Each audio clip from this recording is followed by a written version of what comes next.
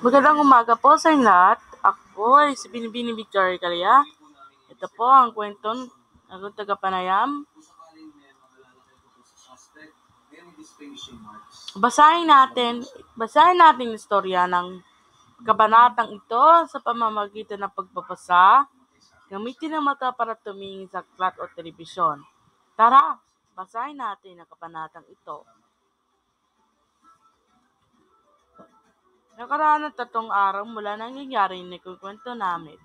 Ang 3 araw na ito, kasama ang kanilang mga gabi at iniukol ng bayang San Diego sa paghahanda ng pista at ang usap-usapan kasabay ng mga bulong-bulungan. Samantalang inaasam ang darating na kasayahan, ang ilan ay namimitas ng kapitan ay iba sa tinting mayor, ang iba sa kabataan, ay maroon din pang mga tao na pinapataw sa lahat ng buong pangyayari. Pinag-usapan ni Maria Clara na kasama ni Tia Isabel, kinatuan na iyon sapagkat mahal nila to, at sabay panghanga sa kaniyang pagkagandahan at kumahanga ni naman ang mga tao sa pagbabago ng ugali ni Padre Salvi. Madalas ay nalilibang ito kung nagmimisa, di na nakikipag-usap ng madalas sa amin at halatang ng nagagayat at lalong nagiging maglulungkutin. Sabi ng mga kumpiskal, sorry for the technical error. This one I'm sorry. I put the A on it. So I'm sorry. So continue. Nakikita ng kusinera ang kanyang matuling panggayayat at sumasama ang loob dahil sa hindi na alos tinitikman ang kanyang mga inahain. Pero ang lalo nagpapasulak ng mga bulong-bulungan ng tao ay ang pangyayari nakakita sa kumbento na mahigit sa 2 ilaw kung gabi, samantalang si Padre Salvi ay nasamba na sa ibang bahay, sa bahay ni Maria Clara. Ang may batay nagkukurus pero patuloy rin sa kabubulong. Si Juan Crisostomo Ibarra ay tumelegrama buhat sa kabisera ng probinsya at bumati kay Tia Isabel at sa pamangkin nito. Pero hindi sinasabing dahilan ng pag-alis niya. Marami nag-akarang siya'y nakabilanggo dahil sa ginawa kanila kay Padre Salvi na kinahapunan ng mga araw ng mga patay. Pero mga kahaka-haka ay naghibayo.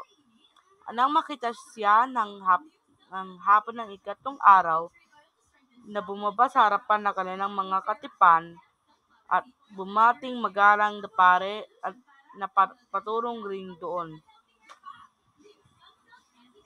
Okay, try again. Very sorry for this one. It's technical error. Sorry, this one is technical error, of course. Tungkol kay Sisa at sa mga anak nito ay wala naman uminitindi. Kung pupunta tayo na yon sa bahay ni Maria Clara, isang magandang pugad na naliligad ng mga punong suha at ilang-ilang, ay aabutan pa natin ng magkasintana na nakadungaw sa isang bintanang tanan ng dagat. Ang nagbibigay lilim doon ay mga bulaklak at mga punong gumagapang na nagkakalat na bango na nagsisikapit sa mga kawayan at mga kawad. At kanilang mga labing bumubulong na mga pangusap, mas masarap pa kaysa lagaslas ng mga dahon at mahaling muyak kasi ang mga hangin madalawang bangong buhat at mga halamanan. Iyon ang mga sandali sinasamantala na mga sirena ng dagat-dagatan. Ang dilim na matuling pagtatakip silim, parang dungaw sa ibaba ng mga alon at kanilang munting pumunting ulo para hangaan at batiin ang kanilang awit ang lumubog ng araw. Sinasabi ang kanilang mga buhok ay mamata ay asul. May, may putong na daon na mga halaman sa tubig na may bulaklak na pulat puti. Susunod, ang sabi ni Maria Clara, bukas, bago bukang liwayway, masusunod ang gusto mo. Ihanda ko lahat ngayong gabi para huwag magkulang ng anuman. Kung gayo't susulat ako sa aking mga kaibigan para pumunta rito, gawan mo ka ng paraan na hindi makasama ng kura. At bakit? Sapagkat tila ako'y minamanamanan, nakasasama sa akin ang kanilang mga mata papabanglaw at malalalim. Susunod, natatakot ako kapag tinitigan ako. Kapag kinakausap ako ay may isang boses. Kung ano-anong bagay ang sinasabi sa akin na hindi ko maintindihan, hindi ko maunawa ng katuturan, minsan itinanong ako kung hindi ko raw napapagininipan ng mga sulat ng aking ina. Tingin ko ay nasisiraan ng ulo. Ang sabi ng mga kaibigang si Sinang at si Andeng, ang aking kapatid sa suso, ay medyo baliw-baliw. Baliw-baliw daw pala, sorry. Sapagkat hindi kumakain, hindi naliligot na nabubuhay sa dilim. Tiyakin mong hindi makasama. That's very sad, of course. Hindi pwedeng nating anayahan ang sagot ni para nag-iisip, humihingi yon ang ating kaugalian. Kung nasa bahay nyo at nagpapakita naman ng maganda, nagtanong siya ng akarde tungkol sa bagay na sinabi ko na sa iyo ay pinuli ng gusto at hindi kumuntara. Pero napapansin kong tila sumasama ang loob mo. Bayaan mo hindi siya makakasama sa atin sa bangka. Nakakarinig sila ng mahinang yabag. Ang kura pala ay lumalapit sa kanila na may pilit na ngiti sa labi.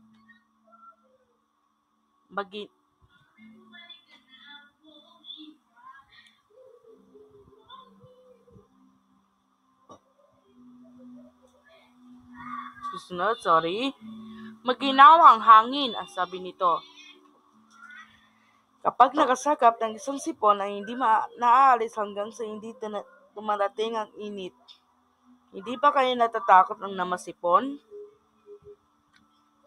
Ang boses ay naninig at nakatingin siya sa malayo. Hindi tinitignan ang mga kaharap. Hindi po, inaakala namin maganda ang gabi ang hangin ay masarap. Ang sagot ni Ibarra. Sa mga buwang ito ay maroon kaming otono at primavera. Nagkakalaga silang ilang daw pero umusbong na walang hinto ang mga bulaklak. Susunod, si Padre Salvi ay nagbuntong hininga. Minamaganda ko ang pagkakasama ng dalawang kapanawan nito na hindi lumahalo sa ginaw ng taglamig. Ang patuloy ni Ibarra, sa Pebrero ay umuusbong ang mga buko sa sanga ng mga punong namumunga at sa Marso ay may mga bungang hinog na.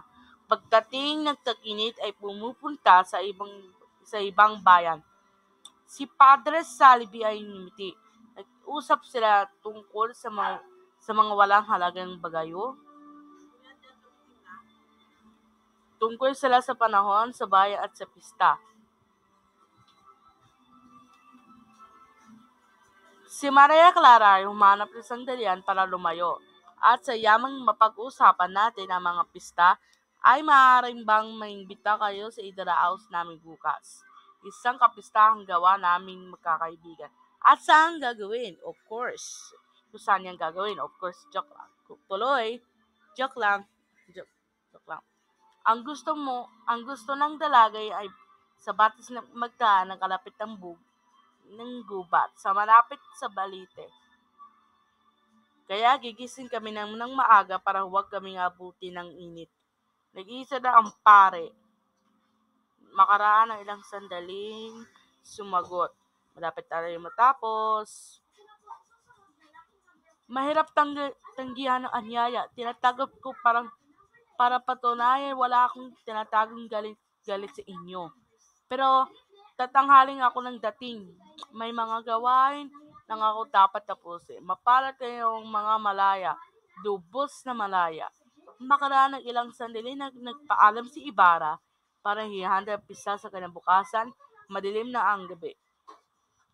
Sa daan ay lumapit ang magalang siyang binate. Sino kayo? Sino kayo? Ang tanong ni Ibarra.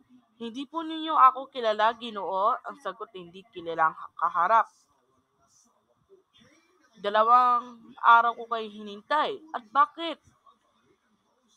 Dahil walang mawa sa aking kahit saan ako pumunta, ako rin isang tulisan, Ginoo. Nawala ang mga anak kong lalaki. Ang asawa ko na nasira ng isip. Ang sabi ng lahat ay tama lang daw ay naging ganito ang kabalaran ko. Minastani ni Ibarra ang kausap biglang magtanong, anong gusto ninyong mangyari?